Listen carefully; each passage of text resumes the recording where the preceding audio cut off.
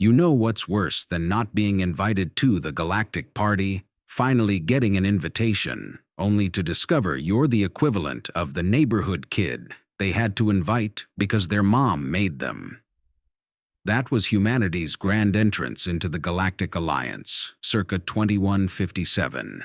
There we were, barely managing faster-than-light travel, without causing a spatial wedgie in the fabric of space-time, when the Zaxarian Empire decided to grace us with their presence. Now, the Zaxarians, picture if peacocks evolved into sentient beings, but kept all their pretentiousness. They're the self-proclaimed benefactors of emerging civilizations. And boy, did they have a gift for us. In recognition of humanity's achievement in reaching the stars, their ambassador announced, his facial plumes practically vibrating with poorly concealed amusement. We present you with this distinguished vessel. The emphasis on distinguished had about as much sincerity as a cat apologizing for knocking over your coffee. The ship they gifted us looked like it had been used as a punching bag by an asteroid field, then parked in a supernova for good measure. The hull resembled a geometric puzzle someone had solved wrong, with panels hanging at angles that would make a mathematician cry. The life support system wheezed like a chain smoker running a marathon, and the navigation computer had the processing power of a pocket calculator from 1985. Earth's Space Command gathered for the official handover ceremony. Admiral Chen's eye twitched as he performed the traditional inspection walk-around. Fascinating design choice. He managed through gritted teeth, stepping over what appeared to be a piece of hull plating that had chosen that exact moment to give up on life and clatter to the ground. Commander Rodriguez, our head of engineering, was less diplomatic. Sweet mother of Einstein, this isn't a spaceship. It's a tetanus shot waiting to happen. She poked at a console, and it responded by spitting out a stream of error messages in 17 different alien languages, none of HFY translated to anything printable in polite company. The Zaxarian delegation watched with what they probably thought were well-concealed smirks. Their chief ambassador's plumage practically sparkled with satisfaction as he declared, "We trust you'll find it suitable for your current level of development." Space Command's response was a masterclass in diplomatic restraint. Admiral Chen smiled, the kind of smile that suggested he was mentally calculating how many training exercises could be conducted near Zaxarian space, and said, "Your generosity overwhelms us." As the Zaxarian delegation departed in their gleaming ships that probably had cup holders that doubled as quantum computers, Earth's finest stood in the hangar, staring at our new gift. The ship groaned ominously, as if agreeing with our assessment. "Well," Commander Rodriguez said, pulling out her tablet, "at least they can't say we never got anything from our new galactic neighbors." She paused, watching as another piece of the ship decided to liberate itself from the hull. Though I'm pretty sure this violates several intergalactic gifting conventions. The engineering team assembled in what they charitably called the ship's main control room, though archaeological dig site might have been more accurate. Chief Engineer Joe stood at the center, surrounded by holographic readouts that flickered like dying fireflies. "All right, people, let's see what we're actually dealing with here," Joe announced, running diagnostics that made even the most hardened tech veterans wince. "And someone please tell me why this radiation reading looks like a disco party." The ship's core was emitting the strangest energy signature anyone had ever seen. It pulsed in patterns that defied conventional physics, almost like it was dancing to some cosmic rhythm only it could hear. Dr. Patel, their quantum specialist, kept muttering calculations under his breath, occasionally stopping to bang his head gently against a relatively stable part of the wall. "Chief, you might want to see this," called out Lieutenant Reyes from deep within the engine room. "Either I'm hallucinating from all the weird fumes in here, or this power core isn't what it seems." Joe made his way through the maze of hanging wires and precariously balanced components. The ship's interior looked like someone had taken spare parts from a dozen different civilizations' junkyards and played a game of let's see what sticks. But underneath all that chaos, something wasn't adding up. These energy readings, Joe mused, staring at his scanner. They're not random at all. They're synchronized, like they're meant to interact with something specific. He paused, watching as another display sparked and died dramatically. Too bad everything else on this rust bucket is determined to fall apart before we figure out what. Dr. Patel suddenly straightened up, his eyes wide. Chief, remember those old Earth legends about turning lead into gold? I think we might be looking at something similar here. Except instead of medieval alchemy, we're dealing with energy conversion on a scale that shouldn't be possible. The team gathered around as Patel pulled up his findings. The ship's core wasn't just generating power, it was transforming it, shifting energy states in ways that made Einstein's equations look like kindergarten math. So you're telling me, Joe said slowly, that these supposed primitive systems, he gestured at the decrepit surroundings, might actually be masking something revolutionary. More than that, Reyes chimed in, excitement breaking through her usually professional demeanor. Look at how the radiation patterns interact with the ship's structural field. It's like they gave us a Formula One engine wrapped in a bicycle frame. Joe stood silent for a moment, processing. The Zaxarians hadn't given them junk. They'd given them a puzzle. Either they never expected humans to solve it, or they never expected humans to survive solving it. Well then, Joe grinned, the kind of grin that had preceded some of humanity's greatest breakthroughs and worst explosions, often simultaneously. Let's see what happens when we stop trying to make this ship work the way they think we should, and start making it work the way we know it could. As if in response, the ship's systems hummed, a sound somewhere between a purr and a challenge. The team exchanged looks. They all knew that sound. It was the sound of potential, of possibility, of something waiting to be unleashed. The question was, were they ready for what they might unleash? If anyone asks, we're conducting standard integration procedures, Joe announced to his team, while Dr. Patel cheerfully ripped out what appeared to be the alien equivalent of Windows Vista from the ship's computer core. We're definitely not completely gutting and rebuilding a diplomatic gift. The engineering bay had transformed into a mad scientist's playground. Workbenches overflowed with a combination of alien tech and human ingenuity, or as Commander Rodriguez called it, technical heresy that would make any proper engineer need therapy. You know what this ship reminds me of? Lieutenant Reyes called from underneath a console, where she was somehow managing to merge Earth's quantum processors with alien crystals. My grandfather's old hot rod looked like trash, but had an engine that could outrun anything on the track, if you knew how to handle it. Joe nodded, studying the holographic simulations floating around him. They'd discovered that the ship's core wasn't just generating energy.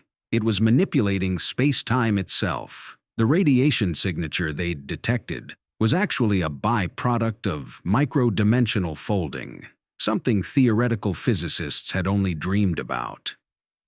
"Hey, Chief," Dr. Patel called out, his voice muffled from inside an access panel. "Remember how we thought the power distribution system was broken? Turns out it's not distributing power at all. It's collecting it, like a giant capacitor, but for spatial energy." The implications hit everyone at once. Joe's eyes widened as he ran the calculations. "You mean this entire ship is basically one giant energy weapon?" Reyes finished, emerging from under the console, with grease smeared across her face. "That's exactly what it could be. If we redirect the spatial fold energy through our modified quantum matrices, we could theoretically create a controlled burst of concentrated space-time distortion. Dr. Patel continued, getting more excited with each word. The applications are classified as of right now, Joe cut in, but couldn't hide his own enthusiasm. Let's focus on making it work without accidentally creating a black hole first.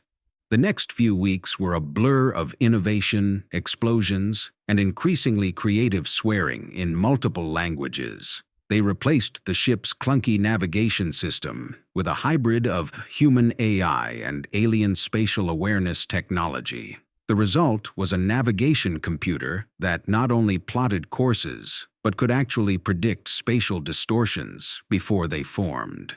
The weapons system, or what they were now calling the Spatial Reconfiguration Array in official documents, was coming together in ways that defied conventional physics. They'd managed to channel the core's energy through a series of quantum-aligned crystals, creating what Dr. Patel dubbed the universe's biggest pool cue.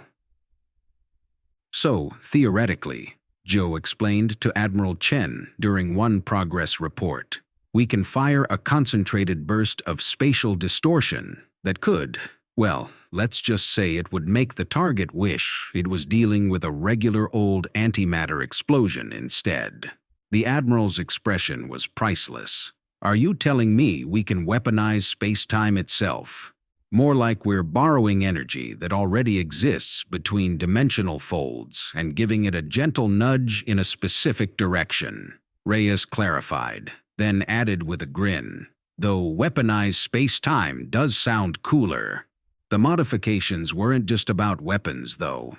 They discovered that the ship's seemingly deteriorating hull was actually a metamaterial capable of adapting to different forms of energy. Once they figured out how to properly interface with it, they could potentially make the ship phase through certain types of attacks entirely. It's like they gave us a Swiss Army knife designed by a drunk quantum physicist, Dr. Patel mused one day, watching as another successful test caused a target drone to briefly exist in 3 dimensions simultaneously, before reassembling itself 2 meters to the left. And we just figured out how to unfold all the blades at once. As the ship slowly transformed under their modifications, Joe couldn't help but wonder if this was what the Zaxarians had intended all along.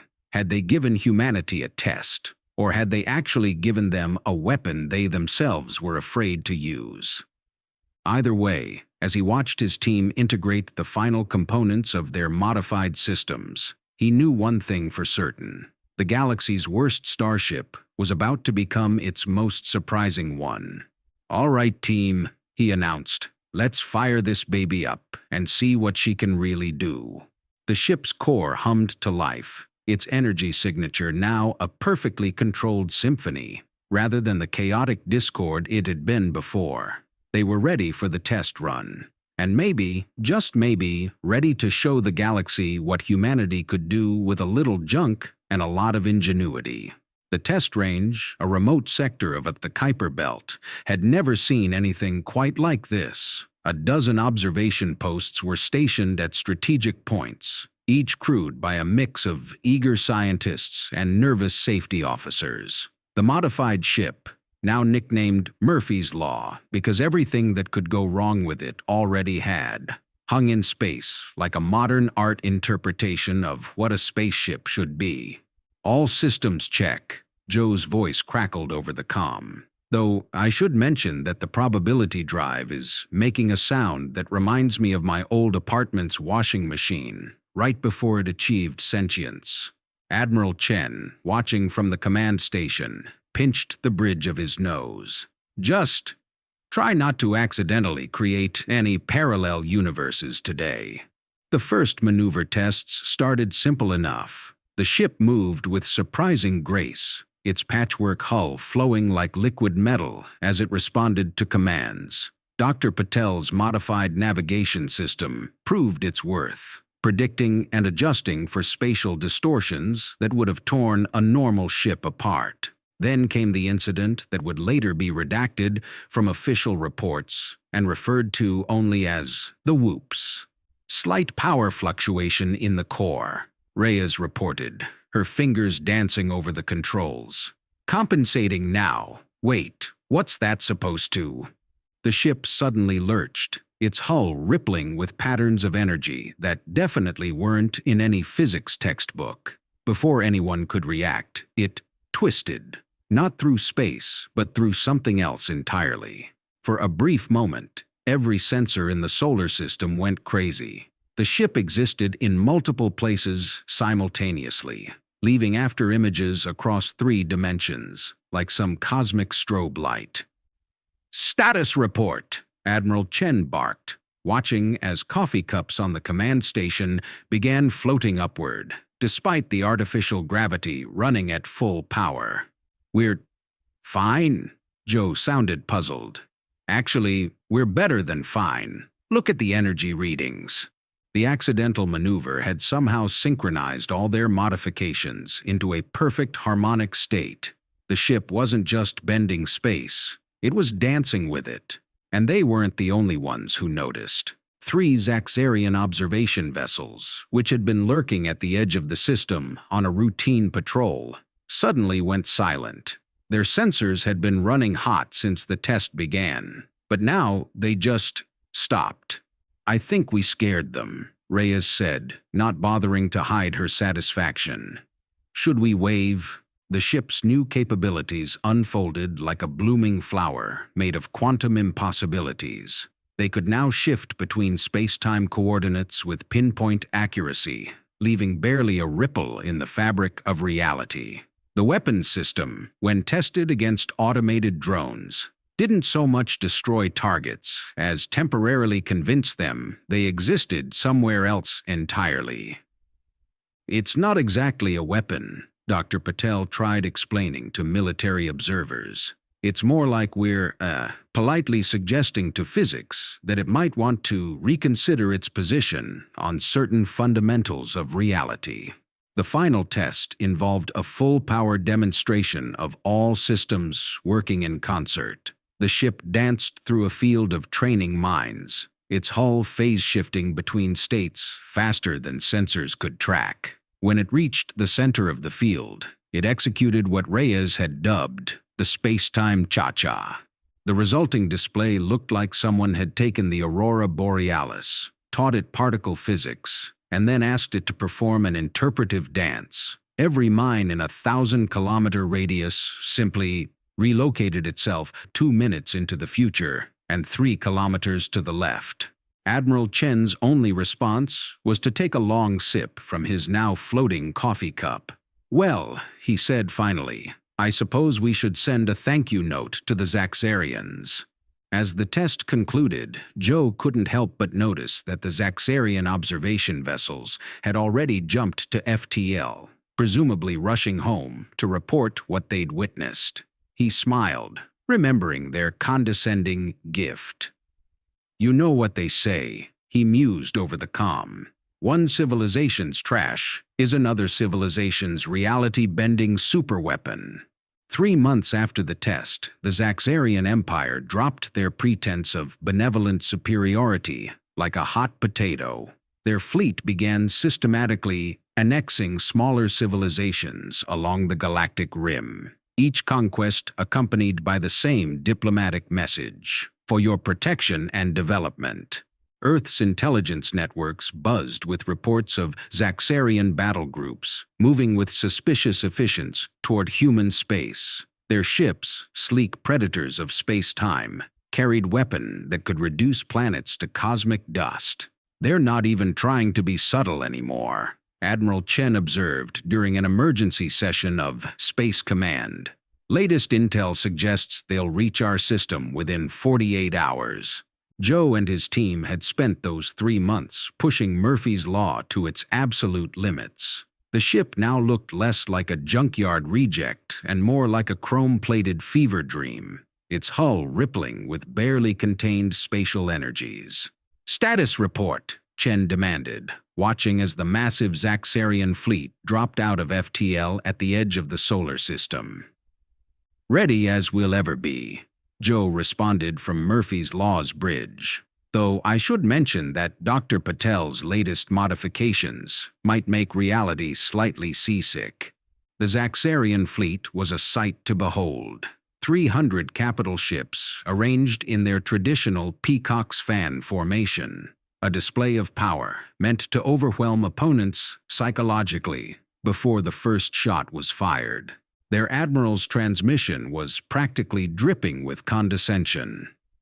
Your species has shown remarkable creativity with our generous gift. However, for the greater stability of this sector, we must insist on your immediate surrender and integration into the Empire. Admiral Chen's response was succinct. Murphy's Law, you have permission to demonstrate humanity's gratitude for their generosity. What happened next would be debated in physics conferences for decades to come. Murphy's Law didn't so much move as suggest to space-time that it might be interesting to try something new. The ship flickered, its hull becoming a cascade of quantum possibilities, each one more improbable than the last. Target their flagship, Joe ordered, as Dr. Patel activated their primary system, now dubbed the Reality Persuader by the engineering team. The ship's core pulsed, sending out waves of concentrated spatial distortion. The Zaxarian flagship found itself experiencing several different versions of reality simultaneously. Its port side decided to take a brief vacation 3 seconds into the future, while its starboard side became theoretically uncertain about whether it wanted to exist in this dimension at all. By the eternal plume, the Zaxarian admiral's transmission showed him gripping his command chair as his mighty vessel tied itself in metaphysical knots. What have you done? Just making some slight adjustments to local physics, Reyes replied cheerfully. Don't worry, most of your ship should reintegrate. Eventually, the rest of the Zaxarian fleet opened fire, filling space with enough energy to vaporize a small moon. Murphy's Law responded by treating their attacks less as weapons and more as helpful suggestions that could be politely declined. Joe's voice was steady as he ordered their next move. Time for the full symphony, people. Murphy's Law began what could only be described as a dance of destruction. Each movement sent cascading waves of spatial distortion through the enemy fleet. Some ships found themselves occupying the same space as their neighbors, a situation that physics strongly objected to. Others experienced time at different rates, their weapons firing in slow motion, while their engines tried to accelerate into next week. Present course and speed are, yes, Dr. Patel reported, checking readings that would give most mathematicians a headache. Though I should note that speed is currently more of a philosophical concept than a physical measurement. The Zaxarian formation broke apart like a sandcastle in a tsunami. Ships either retreated or suffered increasingly creative physics-based mishaps. One vessel attempted to fire its main weapons, only to discover that its entire weapons array had decided to quantum tunnel itself onto a nearby asteroid. "This is impossible," the Zaxarian admiral shouted, his plumage falling out in clumps. "That ship was designed to be harmless. We made sure of it." "Oh, it is harmless," Joe replied, unable to keep the satisfaction from his voice. "We're not actually damaging anything. We're just rearranging things, temporarily, mostly." As if to demonstrate his point, Murphy's Law executed its final maneuver, what the crew had nicknamed the Reality Shuffle. A pulse of pure spatial manipulation erupted from the ship's core, expanding in a sphere of quantum improbability. When it cleared, the entire Zaxarian fleet found itself neatly arranged in alphabetical order by ship name, each vessel facing a slightly different direction in both space and time. Their much-vaunted formation now looked like a modern art installation titled Confusion in Space. "We could continue this demonstration," Admiral Chen's voice cut through the chaos, "or we could discuss the terms of your immediate withdrawal from human space. I hear the temporal displacement effects can get quite uncomfortable after prolonged exposure. The response was immediate. The Zaxarian fleet, or what could still maintain proper dimensional coherence, began a hasty retreat. Some ships had to be towed because their engines insisted on operating according to an entirely different set of physical laws. "You don't understand what you've done." The Zaxarian admiral's final transmission came through, his voice mixing fear with awe. "That ship, that technology, it was never meant to be controlled." "Then, perhaps," Joe responded, watching the enemy fleet limp away, "you shouldn't have given it to a species known for making things work that really shouldn't." As the last Zaxarian ship disappeared into FTL, leaving behind a few confused quarks that hadn't gotten the retreat order in time, the crew of Murphy's Law allowed themselves to relax. "Well," Dr. Patel said, checking their systems, "I suppose this means we've officially graduated from emerging civilization status." Admiral Chen's response crackled through the comm. "Good work, everyone. Though I expect detailed reports on exactly how many laws of physics we broke today. The paperwork on this is going to be interesting." Joe looked out at the now empty battlefield, where space-time was still gently sorting itself out. "You know," he mused, "we should really send the Zaxarians a thank-you note. It's only polite." The news spread through the galaxy faster than a quantum particle with a caffeine addiction. Humanity, the supposedly primitive species that had barely mastered FTL travel, had not only survived a Zaxarian invasion fleet, they'd done it with style, panache, and a complete disregard for conventional physics. The Galactic Council chambers buzzed with activity as species from across known space gathered to discuss the implications. The Zaxarian delegation was conspicuously absent, having claimed they were experiencing temporary chronological displacement issues. "Fascinating," the Arcturian representative mused, their crystalline form shimmering with interest. "They took a ship designed to be useless and turned it into something that makes causality nervous." The diplomatic landscape shifted faster than a quantum particle in a probability storm. Suddenly, everyone wanted to be humanity's best friend. Trade offers flooded in, along with military alliance proposals and suspiciously generous technology exchange programs. "Funny how our primitive understanding doesn't seem so primitive anymore," Admiral Chen remarked during a press conference, his smile carrying just enough edge to make several alien ambassadors squirm in their seats. Murphy's Law became something of a galactic celebrity. Other species engineers requested tours, though they always left looking slightly disturbed, especially after Dr. Patel's enthusiastic explanations of how they'd convinced physics to be more open-minded about its life choices. The Zaxarian Empire, meanwhile, underwent some rapid internal restructuring. Their new leadership was remarkably eager to establish peaceful relations with Earth, particularly after Murphy's Law conducted a series of routine training exercises near their border. "We've received another diplomatic package from the Zaxarian embassy," Commander Rodriguez announced one morning, barely containing her laughter. "This one apologizes for any misunderstandings and offers us their latest battlecruiser as a gesture of goodwill." "Decline politely," Admiral Chen replied, "though do remind them that we're still getting excellent use out of their first gift." Joe and his team became legendary in engineering circles across the galaxy.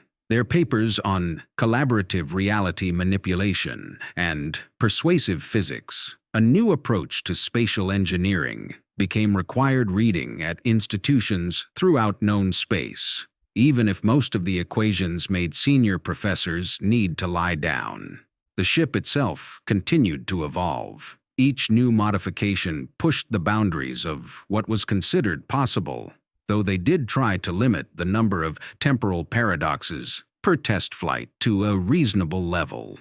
"You know what the best part is?" Reyes mused one day. watching as Murphy's Law completed another reality-bending maneuver that had nearby sensor stations filing for psychological counseling. We're still finding new features. It's like the ship is growing with us, learning as we learn.